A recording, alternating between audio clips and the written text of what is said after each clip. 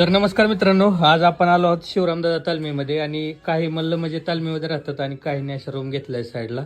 तर हे आहेत पैलवान किरण राणे. तर बघूया आज काय नियोजन चाललेलं आहे त्यांचं. पैलवान काय नियोजन आहे आज?